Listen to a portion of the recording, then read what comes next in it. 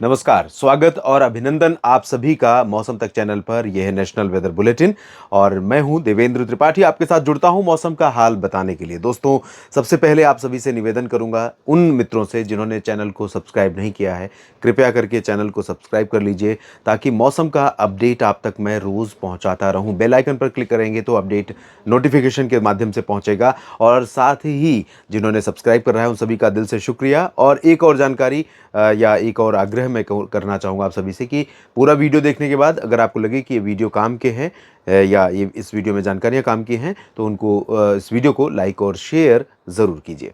तो बात करें मौसमी सिस्टमों की, तो इस समय भारत के पर्वतीय क्षेत्रों पर काफ़ी अच्छी खासी क्लाउडिंग देखने को मिल रही है। और आप देख सकते हैं WD का इम्पैक्ट है, साथ में थोड़ा सा गल्फ ऑफ ओमान और ये जो यमन की क्षेत्र के आसपास का क्षेत्र है, जो गल्फ रीजन है, और साथ ही अरब सागर से जो नमी है उठ के ऊपर की तरफ पहुंच रही है। एक सर्कुलेशन का फॉर्मेशन होने वाला है, यानी लो प्रेशर भी बन सकता है यहाँ पर, चक्रवाती हवाओं का क्षेत्र या लो प्रेशर सेंट्रल पाकिस्तान और इससे सटे हुए राजस्थान, पंजाब और आसपास के भागों पर ये सिस्टम जैसे ही बनेगा तो यहाँ से नमी थोड़ा सा और पर्याप्त मात्रा में, जो अभी आपको दिख रही है राजस्थान के ऊपर दिख रहे हैं क्लाउड, धीरे धीरे ये दिल्ली की तरफ बढ़ रहे हैं। और हो सकता है कि आज राजस्थान के कुछ रीजन में और दिल्ली तथा दक्षिणी हरियाणा, वेस्ट यूपी और एडजॉइनिंग एमपी में कुछ जगहों पर आज आंधी तूफान के साथ कुछ बारिश हो। और पर्वतीय क्षेत्रों में तो गतिविधियां हो रही हैं। कल यहां पर इसका प्रभाव और बढ़ जाएगा, साउथ पेनिनसुलर रीजन पर भी। और साथ में एक चीज़ और आपको यहाँ कहना चाहूँगा मैं कि हवा यहाँ से इस तरह से आने के बाद सेंट्रल एमपी से इस तरह मुड़ रही है, तो यहाँ पर एक ट्रफ बन रहा है। ट्रफ बनने की वजह से मुंबई से लेकर भोपाल या सागर के बीच में ये जो ट्रफ बहुत प्रोमिनेंट ट्रफ नहीं है, लेकिन इसके चलते यहाँ पर कुछ क्लाउड फॉर्मेशन की एक्टिविटी हुई, जिसके चलते अगले 24 घंटों में यहाँ पर एमपी में भी मौसम सक्रिय हो सकता है कुछ जगहों पर। पूर्वोत्तर में क्लाउडिंग बढ़ेगी, जो पश्चिम से आ रहे हैं बादल वो, और बंगाल की खाड़ी से नमी पहुंच रही है। बंगाल की खाड़ी से नमी तमिलनाडु और केरल, कर्नाटक और तेलंगाना के ऊपर भी पहुंच रही है। तो कई जगहों पर नमी का प्रवाह बढ़ा है, जिसके कारण गतिविधियां बढ़ेंगी आने वाले समय में।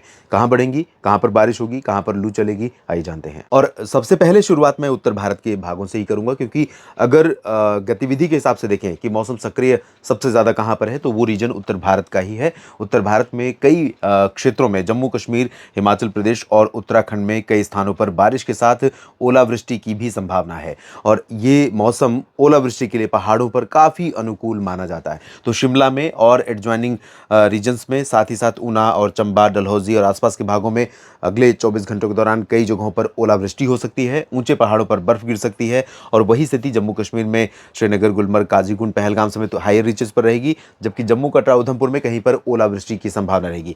गिलगित बाल्टिस्तान, मुजफ्फराबाद में भी बारिश के आसार हैं। लद्दाख में मौसम ज़्यादा सक्रिय नहीं होगा, लेकिन बादल यहाँ पर भी पहुंचेंगे। उत्तराखंड में भी कई स्थानों पर बादल रहेंगे, हल्के से मध्यम बादलों के बीच में हल्की बारिश की संभावना यहाँ पर है। ऊंचे पहाड़ों पर यहाँ पर भी हो सकता है कि बर्फबारी हो। और निचले इलाकों में देहरादून से लेकर पंतनगर और मसूरी, नैनीताल, ऋषिकेश, हरिद्वार, देहरादून, इन सभी भागों में कई जगहों पर हो सकता है कि आंधी के साथ बारिश हो और कहीं पर ओलावृष्टि भी रिकॉर्ड की जाए। जबकि नीचे की तरफ चलें तो यहाँ पर पंजाब और हरियाणा के रीजन पर आप देख सकते हैं, पंजाब के ऊपरी रीजन होशियारपुर, जालंधर और पठानकोट, रूपनगर, नवांशहर, शहीद भगत सिंह नगर, साहिबजादा अजीत सिंह नगर और पटियाला तक कई जगहों पर हल्की से मध्यम बौछारें गिरने की संभावना है। तेज आंधी चल सकती है, ओलावृष्टि हो सकती है। करनाल से कैथल, जींद और ऊपर की तरफ अंबाला, यमुनानगर, पंचकुला, चंडीगढ़ और आसपास के रीजन में कुछ स्थानों पर हल्की वर्षा होने की संभावना है। आंधी तूफान की गतिविधियां भी हो सकती हैं। और इसके नीचे के हिस्सों में हिसार, सिरसा, फतेहाबाद और रोहतक, सोनीपत, पानीपत, गुरुग्राम, फरीदाबाद, चरखी दादरी, झज्जर, महेंद्रगढ़, रेवाड़ी, दिल्ली और दक्षिणी पंजाब, इन भागों में, साथ ही साथ जो उत्तरी राजस्थान के हिस्से हैं, सवाई माधोपुर से लेकर अजमेर और बीकानेर के ऊपर के रीजन, यहाँ पर, और इधर आगरा और बरेली से लेकर पश्चिमी उत्तर प्रदेश तक का ये वाला जो पोर्शन आप देख रहे हैं, यहाँ पर भी आंधी की संभावना और कहीं कहीं पर बूंदाबांदी या हल्की वर्षा की संभावना आंधी के साथ बनी रहेगी। लाइटनिंग, थंडरस्टॉर्म की एक्टिविटीज़ भी हो सकती हैं। क्लाउडिंग तो यहाँ पर होगी।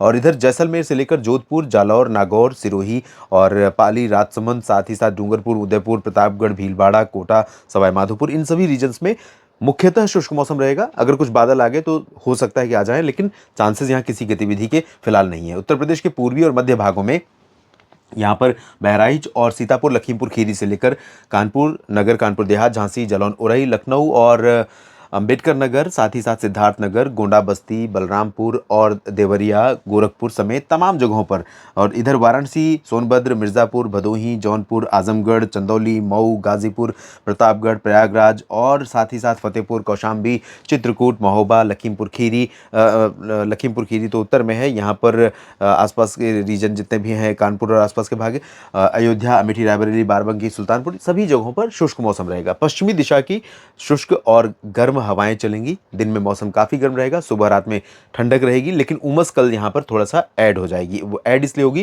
क्योंकि सिर्फ पहाड़ों की ये हवा नहीं होगी, बल्कि इसमें ऐड हो जाएगी जो पश्चिम से नमी आ रही है अरब सागर से, वो भी। तो अलीगढ़ से होते हुए ये लखनऊ और अयोध्या समेत इन रीजन्स में ये आर्द्रता वाली हवा जैसे ही ऐड होगी तो उमस यानी पसीना बहाने वाली गर्मी यहाँ पर आपको सताने लगेगी। और वही स्थिति, सिमिलर कंडीशन जैसे पूर्वी उत्तर प्रदेश में संभावना है, वैसे ही किशनगंज, पूर्णिया, मधुबनी, चंपारण से लेकर दरभंगा और पटना, सिवान, गोपालगंज से लेकर बक्सर, कैमूर, गया, भागलपुर और नवादा, नालंदा, लखीसराय, शेखपुरा सभी जगहों पर रहेगा। रांची, जमशेदपुर, देवघर, डाल्टनगंज, दुमका समेत झारखंड में भी अधिकांश जगहों पर इन्हीं हवाओं का असर रहेगा। मिक्स हवाएं रहेंगी, एक तरफ ड्राई ऊपर से आएंगी, नीचे से आर्द्रता वाली हवाएं, तो कुछ जगहों पर आर्द्रता और कुछ जगहों पर ड्राई विंड्स का असर रहेगा। तो ऐसे में उमस बढ़ सकती है, गर्मी भी बढ़ सकती है, झारखंड में भी, पश्चिम बंगाल के गंगे क्षेत्रों में भी। सिक्किम और हिमालय पश्चिम बंगाल में शुष्क मौसम के बीच में पूर्वोत्तर में अरुणाचल में बारिश बढ़ेगी। असम और मेघालय, नागालैंड, मणिपुर में कई जगहों पर बारिश बढ़ेगी, जबकि मिजोरम, त्रिपुरा में लाइट रेन होने की संभावनाएं हैं।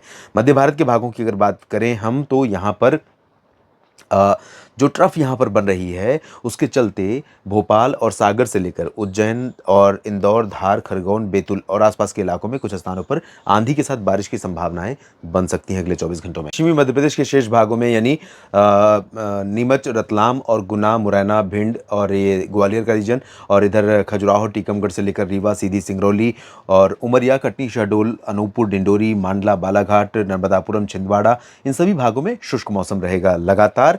छत्तीसगढ़, ओडिशा में भी ड्राई वेदर ही रहेगा। हवा का रुख परिवर्तित हो रहा है और आने वाले समय में मैं आपको बता दूं कि 19 को नहीं लेकिन 20 को एमपी में तमाम जगहों पर बारिश की संभावनाएं बनेंगी और उसमें महाराष्ट्र का विदर्भ और मराठवाड़ा भी प्रभावित होगा। फिलहाल 19 अप्रैल को मराठवाड़ा और विदर्भ में ड्राई वेदर, मध्य महाराष्ट्र में भी शुष्क मौसम रहेगा, लेकिन यहाँ पर नासिक से लेकर मुंबई, पुणे और सांगली, सतारा, कोल्हापुर, सिंधुदुर्ग, गोवा के बीच में कुछ स्थानों पर वर्षा की बौछारें पड़ सकती हैं। गुजरात में ड्राई वेदर रहेगा, चाहे वो सूरत हो या वलसाड़, नवसारी, डांग, तापी, भरूच और वडोदरा, अहमदाबाद, मोडासा, अरवली, मेहसाना, पाटन, साबरकांठा, बनासकांठा, छोटा उदयपुर और आसपास के इलाके, साथ ही राजकोट, सुरेंद्रनगर, जामनगर, ओखा, नलिया, भुज, द्वारका, पोरबंदर, वेरावल, सोमनाथ, भावनगर, इन भागों में ड्राई वेदर ही रहेगा गुजरात में। और पश्चिमी शुष्क हवाएं नहीं होंगी, यहाँ पर पश्चिमी आर्द्र हवाएं होंगी। आर्द्र हवाओं के कारण गर्मी और उमस दोनों का मिक्सचर यहाँ पर लोगों को बहुत बुरी तरह से प्रभावित करेगा।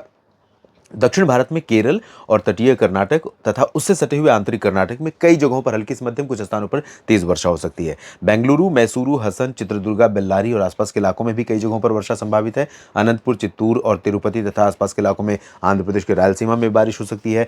तमिलनाडु में वेल्लोर और सेलम, कोयम्बटूर में कुछ स्थानों पर वर्षा हो सकती है। कन्याकुमारी में भी बारिश की संभावना है।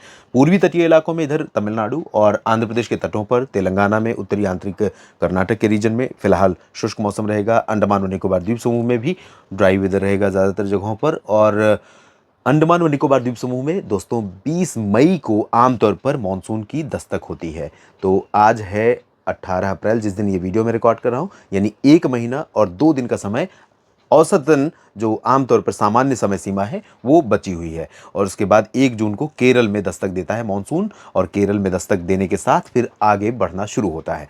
बात करेंगे मानसून की अगले बुलेटिन्स में और डिटेल में। आप लगातार मेरे साथ बने रहिए। ये भी बताऊंगा कि किस तरह की संभावना इस बार मानसून सीजन में लग रही है और साथ ही मानसून कब पहुंचता है आपके क्षेत्र में, इसकी भी बात करूंगा। फिलहाल आप लगातार मेरे साथ जुड़े रहिएगा मौसम तक चैनल और न्यूज़ मीडिया मंच पर। जानकारी ठीक लगे तो वीडियो को लाइक और शेयर कीजिए, कमेंट बॉक्स में अपनी बात लिखिए। और एक बार फिर निवेदन करूंगा कि अगर आप सब्सक्राइबर नहीं है और आपको ये वीडियो काम का लगता है तो ज़रूर सब्सक्राइब कीजिए। आप सभी का दिल से शुक्रिया।